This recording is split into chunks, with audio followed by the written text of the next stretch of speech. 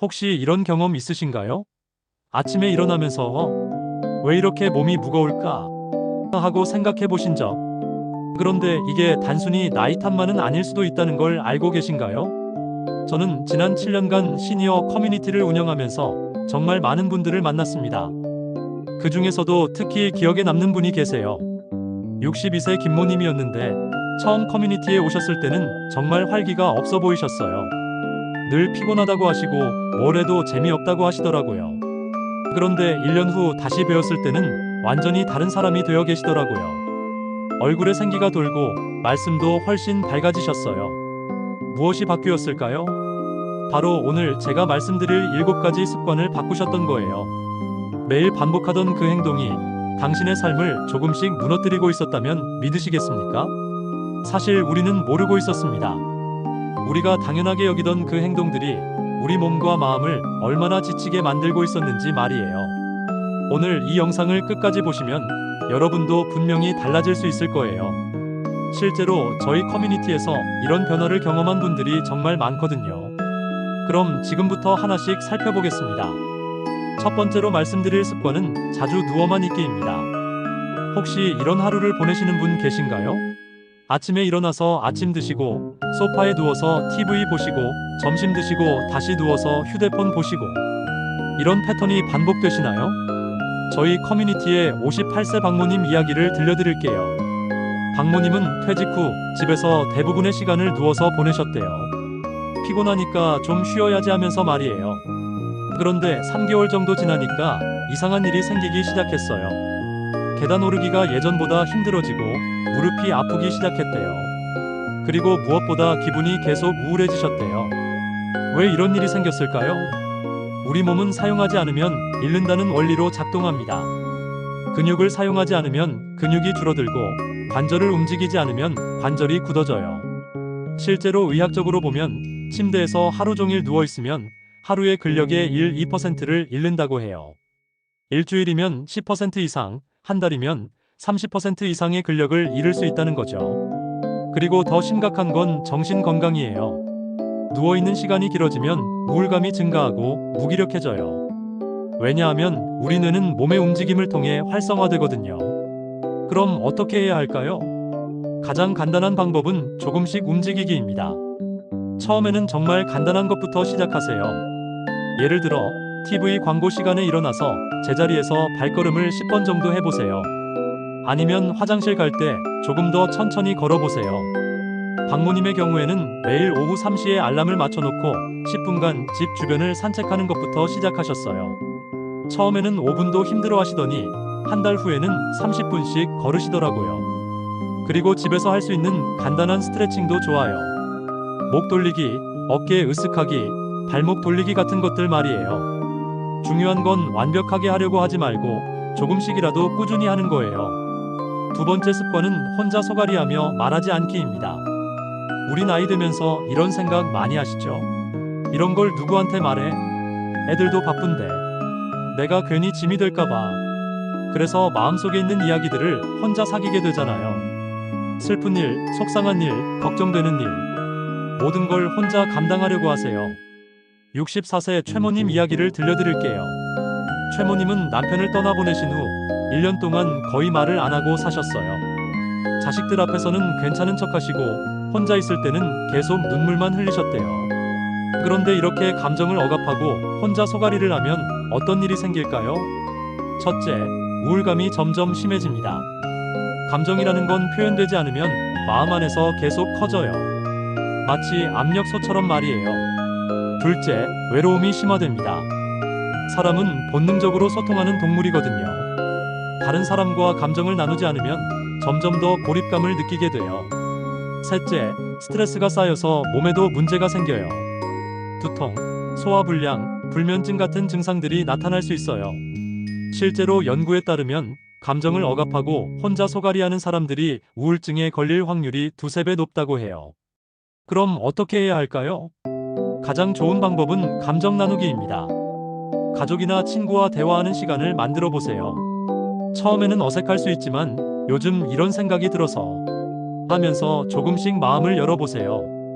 만약 직접 말하기 어려우시면 일기를 써보세요. 하루에 일어난 일, 그때 느꼈던 감정들을 글로 써보는 거예요. 놀랍게도 글로 쓰는 것만으로도 마음이 많이 가벼워져요. 최모님의 경우에는 저희 커뮤니티 모임에서 조금씩 이야기를 나누기 시작하셨어요. 처음에는 날씨가 좋네요 같은 간단한 대화부터 시작하셨는데 점점 더 깊은 이야기도 나누시더라고요. 그리고 6개월 후에는 이렇게 사람들과 이야기하니까 마음이 훨씬 편해졌어요 라고 말씀하시더라고요. 전화로 가족이나 친구와 이야기하는 것도 좋고 동네 경로당이나 복지관에서 사람들과 만나는 것도 좋아요. 중요한 건 혼자 끙끙 앓지 마시고 누군가와 감정을 나누는 거예요. 세 번째 습관은 불규칙한 식습관입니다. 혹시 이런 패턴으로 식사하시는 분 계신가요? 아침은 귀찮아서 안 드시고 점심은 대충 라면으로 때우시고 저녁은 9시 넘어서 드시고 아니면 배고프지 않으니까 안 먹어도 되지 하면서 하루에 한 끼만 드시는 분들도 계세요. 저희 커뮤니티의 59세 이모님 이야기를 들려드릴게요. 이모님은 혼자 사시면서 식사하는 게 너무 귀찮다고 하셨어요. 그래서 하루에 한 끼 정도만 드시고 그마저도 시간이 불규칙했대요. 그런데 3개월 정도 지나니까 몸에 이상 신호가 오기 시작했어요. 자꾸 어지럽고 힘이 없고 감기도 자주 걸리시더라고요.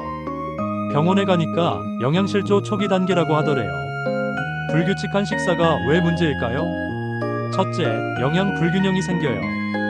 우리 몸은 하루에 필요한 영양소가 정해져 있어요. 그런데 식사를 거르거나 불규칙하게 하면 필요한 영양소를 제대로 공급받지 못해요. 둘째, 체력이 저하돼요. 음식은 우리 몸의 연료와 같아요. 연료가 부족하면 당연히 몸에 힘이 없어지죠. 셋째, 면역력이 약해져요. 영양 부족은 면역 세포들의 활동을 떨어뜨려요. 그래서 감기나 각종 질병에 쉽게 걸리게 되죠. 넷째, 소화 기능이 나빠져요. 불규칙한 식사는 위장의 리듬을 깨뜨려요. 그러면 소화불량, 위염 같은 문제가 생길 수 있어요. 실제로 의학 연구에 따르면 불규칙한 식사를 하는 사람들이 당뇨병, 고혈압 같은 만성질환에 걸릴 확률이 높다고 해요. 그럼 어떻게 해야 할까요? 가장 중요한 건 규칙적인 식사 시간을 만드는 거예요. 아침, 점심, 저녁을 일정한 시간에 드시는 거예요. 처음에는 많이 드시지 못하셔도 괜찮아요. 양보다는 시간을 맞추는 게 더 중요해요. 그리고 소량 다회 섭취를 추천해요. 한 번에 많이 드시기보다는 조금씩 자주 드시는 거예요.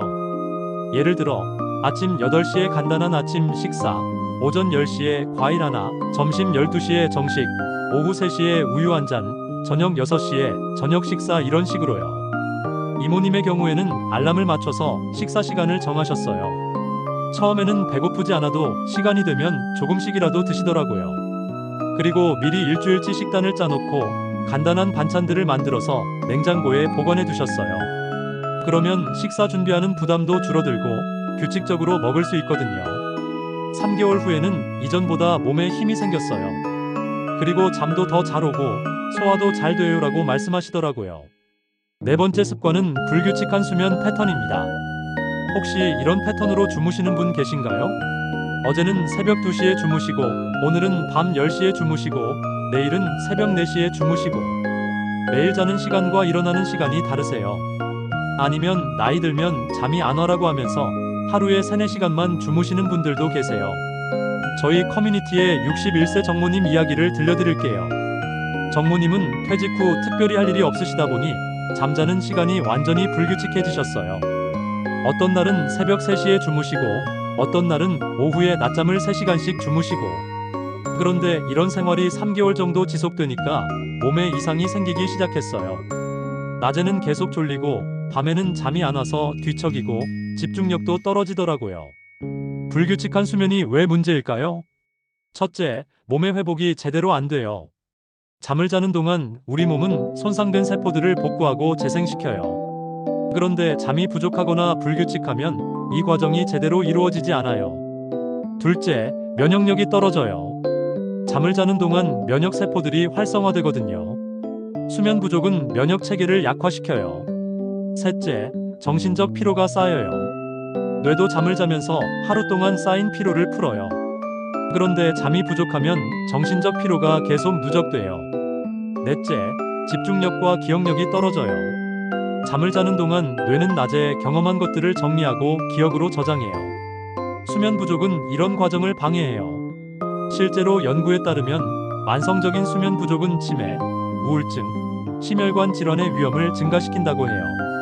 그럼 어떻게 해야 할까요? 가장 중요한 건 규칙적인 수면 시간을 만드는 거예요. 매일 같은 시간에 잠자리에 들고 같은 시간에 일어나는 거예요. 주말에도 마찬가지예요. 우리 몸의 생체 시계를 일정하게 맞춰주는 거죠. 그리고 수면 환경을 개선해 보세요. 침실은 어둡고 시원하고 조용하게 유지하세요. 스마트폰이나 TV는 잠자리에서 치워두세요. 또한 수면 의식을 만들어 보세요. 잠자리에 들기 1시간 전부터는 밝은 불빛을 피하고 차분한 음악을 듣거나 책을 읽으면서 몸과 마음을 잠잘 준비를 시키는 거예요. 정모님의 경우에는 매일 밤 10시에 잠자리에 들고 아침 6시에 일어나는 규칙을 정하셨어요. 처음에는 잠이 안 와도 침대에 누워서 조용히 계시더라고요. 그리고 낮잠은 오후 2시 이전에 30분 이내로만 주무시고 저녁 6시 이후에는 카페인 섭취도 피하셨어요. 2주 정도 지나니까 자연스럽게 밤 10시에 잠이 오고 아침 6시에 개운하게 일어나시더라고요. 그리고 낮에 뭐가 맑아지고 컨디션이 좋아졌어요 라고 말씀하시더라고요. 5번째 습관은 부정적인 생각 반복하기입니다. 혹시 이런 생각들을 자주 하시나요? 나는 이제 늙어서 아무것도 할 수 없어. 젊었을 때 그때가 좋았는데 앞으로 뭐가 좋을 게 있겠어. 나는 항상 운이 없어. 이런 생각들이 하루에 몇 번씩 머릿속을 맴돌고 있지는 않으신가요?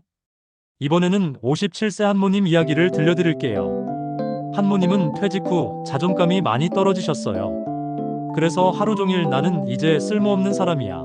내가 뭘 할 수 있겠어? 같은 생각만 하고 계셨대요. 그런데 이런 부정적인 생각들이 반복되면서 점점 더 우울해지고 아무것도 하기 싫어지더라고요. 심지어 몸도 자꾸 아픈 것 같고 만성 피로에 시달리기 시작했어요. 부정적인 생각 반복이 왜 문제일까요? 첫째, 자존감이 계속 하락해요. 부정적인 생각을 반복하면 자신에 대한 신뢰가 떨어져요. 나는 안 돼. 나는 못해라는 생각이 마음속에 깊이 자리 잡게 되죠. 둘째, 스트레스가 심화돼요. 부정적인 생각은 스트레스 호르몬을 분비시켜요. 이런 상태가 지속되면 만성 스트레스에 시달리게 돼요. 셋째, 실제로 몸에 영향을 줘요. 스트레스 호르몬이 계속 분비되면 면역력이 떨어지고 소화 기능도 나빠져요. 그리고 만성 피로, 두통, 근육 긴장 같은 신체 증상도 나타날 수 있어요. 넷째, 우울감이 심화돼요. 부정적인 생각은 우울감을 더욱 악화시켜요. 악순환이 반복되는 거죠. 실제로 심리학 연구에 따르면 부정적인 생각을 반복하는 사람들이 우울증, 불안장애에 걸릴 확률이 높다고 해요. 그럼 어떻게 해야 할까요? 가장 효과적인 방법은 생각 바꾸기 연습이에요.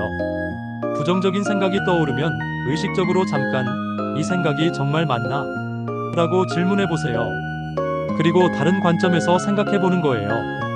예를 들어, 나는 이제 늙어서 아무것도 할 수 없어라는 생각이 들면 나는 지금도 할 수 있는 일들이 많아. 경험도 풍부하고 지혜도 있어라고 바꿔서 생각해 보세요. 그리고 감사일기를 써보세요. 매일 잠자리에 들기 전에 그날 감사했던 일 3가지를 써보는 거예요. 아주 작은 것들이어도 괜찮아요. 오늘 날씨가 좋았다. 맛있는 음식을 먹었다. 친구와 즐거운 전화 통화를 했다. 이런 것들 말이에요. 또한 긍정적인 자기 대화를 연습해 보세요. 거울을 보면서 자신에게 격려의 말을 해보는 거예요. 오늘도 수고했어. 넌 정말 소중한 사람이야. 내일은 더 좋은 일이 있을 거야. 이런 식으로요. 한모님의 경우에는 매일 밤 감사일기를 쓰기 시작하셨어요. 처음에는 별로 감사할 게 없는데 라고 하시더니 점점 더 많은 것들을 발견하시더라고요. 그리고 부정적인 생각이 들 때마다 이 생각이 나에게 도움이 될까? 라고 스스로에게 질문하는 습관을 만드셨어요. 3개월 후에는 전보다 훨씬 밝아진 것 같아요. 그리고 새로운 일들을 시도해보고 싶다는 생각도 들어요 라고 말씀하시더라고요. 6번째 습관은 운동을 전혀 하지 않기입니다. 혹시 이런 생각하시는 분 계신가요? 나이 들어서 무슨 운동을 해? 운동하다가 다치면 어떻게 해? 운동할 시간도 없고 귀찮아. 그래서 하루 종일 집에만 계시고 몸을 거의 움직이지 않으시나요? 63세의 김모님 이야기를 들려드릴게요. 김모님은 운동은 젊은 사람들이 하는 거야 라고 생각하시면서 거의 운동을 안 하셨어요. 집에서 TV 보시고 가끔 마트 가는 것 말고는 몸을 움직이지 않으셨죠. 그런데 6개월 정도 지나니까 몸에 변화가 생기기 시작했어요. 계단 오르기가 힘들어지고 무릎과 허리가 아프기 시작했어요. 그리고 혈압과 혈당도 올라가더라고요. 운동을 안 하면 왜 문제일까요? 첫째, 근력과 유연성이 떨어져요. 근육은 사용하지 않으면 점점 줄어들어요. 그리고 관절의 유연성도 떨어져서 몸이 굳어져요. 둘째, 심혈관 건강이 악화돼요. 심장도 근육이에요. 운동을 통해 심장 근육을 강화하지 않으면 심장 기능이 떨어져요. 셋째, 골밀도가 감소해요. 뼈는 압력을 받아야 강해져요. 운동을 안 하면 뼈가 약해져서 골다공증 위험이 높아져요. 넷째, 만성질환 위험이 증가해요. 운동 부족은 당뇨병, 고혈압, 고지혈증, 심장병 같은 질환의 위험을 높여요. 다섯째, 정신 건강도 나빠져요. 운동을 하면 엔돌핀이라는 행복 호르몬이 분비되는데 운동을 안 하면 이런 효과를 못 받아요. 실제로 세계보건기구에 따르면 운동 부족은 전 세계 사망 원인의 4위라고 해요. 그만큼 운동이 우리 건강에 중요하다는 뜻이죠. 그럼 어떻게 해야 할까요? 가장 중요한 건 작은 것부터 시작하기예요. 갑자기 헬스장에 가서 무리한 운동을 할 필요는 없어요. 매일 10분이라도 걷기부터 시작해보세요. 집 앞 공원을 한 바퀴 돌거나 마트 갈 때 조금 멀리 돌아가는 것도 좋아요. 그리고 집에서 할 수 있는 간단한 체조도 추천해요. 목과 어깨 돌리기, 무릎 굽혔다 펴기, 제자리에서 발걸음하기 같은 것들 말이에요. 김모님의 경우에는 매일 저녁 7시에 아파트 단지를 15분간 걷기부터 시작하셨어요. 처음에는 이게 무슨 운동이야 라고 하시더니 점점 걷는 시간을 늘려서 한 달 후에는 40분씩 걸으시더라고요. 그리고 집에서 TV 보시면서 간단한 스트레칭도 하시고 엘리베이터 대신 계단 이용하기도 시작하셨어요. 3개월 후에는 몸이 훨씬 가벼워졌어요. 그리고 숨쉬기도 편해지고 잠도 더 잘 와요라고 말씀하시더라고요. 검사 결과도 혈압과 혈당이 정상 범위로 돌아왔어요. 중요한 건 무리하지 않는 거예요. 자신의 몸 상태에 맞춰서 천천히 시작하세요. 마지막 7번째 습관은 불필요한 걱정과 미래 불안에 매몰되기입니다. 혹시 이런 생각들 때문에 밤잠을 설치신 적 있으신가요? 내가 아프면 어떻게 하지? 돈이 부족하면 어떻게 하지? 자식들이 나를 부담스러워하면 어떻게 하지? 혼자 남겨지면 어떻게 하지? 이런 걱정들이 머릿속을 하루 종일 맴돌고 있지는 않으신가요? 60세 조모님은 밤에 잠자리에 들면 온갖 걱정들이 머릿속에 떠오르신다고 하셨어요. 건강 걱정, 경제적 걱정, 가족 걱정. 그래서 새벽 2, 3시까지 뒤척이시는 날이 많으셨어요. 그런데 이런 걱정들 때문에 낮에도 집중이 안 되고 소화도 안 되고 항상 불안한 상태로 지내시더라고요. 불필요한 걱정과 미래 불안이 왜 문제일까요? 첫째, 정신적 스트레스가 심해져요. 걱정은 스트레스 호르몬을 분비시켜요. 계속 걱정하면 만성 스트레스 상태가 되죠. 둘째, 현재를 제대로 살지 못해요. 미래에 대한 불안에 빠져 있으면 지금 이 순간의 소중함을 느끼지 못해요. 셋째, 실제로 몸에 악영향을 줘요. 만성적인 걱정은 소화장애, 두통, 근육 긴장, 불면증을 유발할 수 있어요. 넷째, 면역력이 떨어져요. 스트레스는 면역 체계를 약화시켜서 각종 질병에 취약하게 만들어요. 다섯째, 우울감이 심화돼요. 계속된 걱정은 우울증의 원인이 될 수 있어요. 그런데 재미있는 건 우리가 걱정하는 일들의 90% 이상은 실제로 일어나지 않는다는 거예요. 그럼에도 불구하고 우리는 그 걱정들 때문에 현재의 행복을 포기하고 있는 거죠. 그럼 어떻게 해야 할까요? 가장 효과적인 방법은 현재에 집중하기예요. 걱정이 떠오르면 이 걱정이 지금 당장 해결해야 할 문제인가? 라고 질문해 보세요. 만약 지금 당장 해결할 수 있는 문제라면 해결 방법을 찾아보시고 그렇지 않다면 나중에 생각하자라고 말하고 다른 일에 집중해 보세요. 그리고 명상과 호흡 운동을 해보세요. 매일 10분씩 조용한 곳에서 숨쉬기에만 집중해 보세요. 들숨과 날숨을 느끼면서 현재 순간에 머물러 보는 거예요. 또한 감사하기를 연습해 보세요. 걱정이 떠오를 때마다 지금 이 순간 감사한 것은 무엇인가? 라고 생각해 보세요. 건강한 몸, 따뜻한 집, 사랑하는 가족. 이런 것들에 집중하다 보면 걱정이 줄어들어요. 조모님의 경우에는 매일 밤 잠자리에 들기 전에 걱정 시간을 10분 정하셨어요. 그 시간에는 마음껏 걱정하시되 그 시간이 지나면 걱정을 멈추시는 거예요. 그리고 매일 아침 일어나서 오늘 하루 나는 현재에 집중하며 살겠다라고 다짐하셨어요. 또한 호흡 운동도 시작하셨어요. 4초 동안 숨을 들이마시고 4초 동안 참고 4초 동안 내쉬는 것을 반복하시더라고요. 한 달 후에는 밤에 잠도 잘 오고 낮에도 마음이 편해졌어요. 그리고 지금 이 순간이 얼마나 소중한지 알게 되었어요 라고 말씀하시더라고요. 지금까지 말씀드린 7가지 중 여러분에게 해당하는 습관들이 있으셨나요? 있어도 괜찮아요. 이런 습관이 있었다고 절대 좌절하지 마세요. 습관이라는 건 바꿀 수 있는 거예요. 나이가 들었다고 해서 변화가 불가능한 건 아니에요. 실제로 저희 커뮤니티에서 이런 습관들을 바꾸신 분들이 정말 많아요. 그분들의 공통점은 작은 것부터 시작했다는 거예요. 오늘부터 실천해 보실 수 있는 간단한 방법들을 정리해 드릴게요. 첫째, 7가지 습관 중에서 본인에게 가장 해당하는 것 한두 개를 선택해 보세요. 한 번에 모든 걸 바꾸려고 하면 실패할 확률이 높아요. 둘째, 아주 작은 목표부터 시작해 보세요. 운동이라면 하루 5분 걷기부터, 규칙적인 수면이라면 매일 같은 시간에 침대에 누워보기부터 시작하세요. 셋째, 21일 동안 꾸준히 해보세요. 21일이 지나면 습관이 어느 정도 자리 잡기 시작해요. 넷째, 혼자 하기 어려우시면 가족이나 친구와 함께 도전해보세요. 함께하면 더 쉽게 할 수 있어요. 마지막으로 완벽하지 않아도 괜찮다는 걸 기억해주세요. 중간에 실수하거나 못 지킨 날이 있어도 다시 시작하면 돼요. 여러분, 지금 이 순간도 여러분의 인생에서 가장 젊은 때입니다. 변화를 시작하기에 늦은 나이는 없어요. 오늘 이 영상을 보신 것만으로도 여러분은 이미 변화의 첫 걸음을 내디디신 거예요. 정말 대단하세요. 앞으로도 저희 청춘 업데이트 채널에서 여러분의 건강하고 행복한 시니어 라이프를 응원하겠습니다. 오늘 영상이 도움이 되셨다면 좋아요와 구독 부탁드리고 댓글로 여러분의 경험이나 궁금한 점들을 나눠주세요.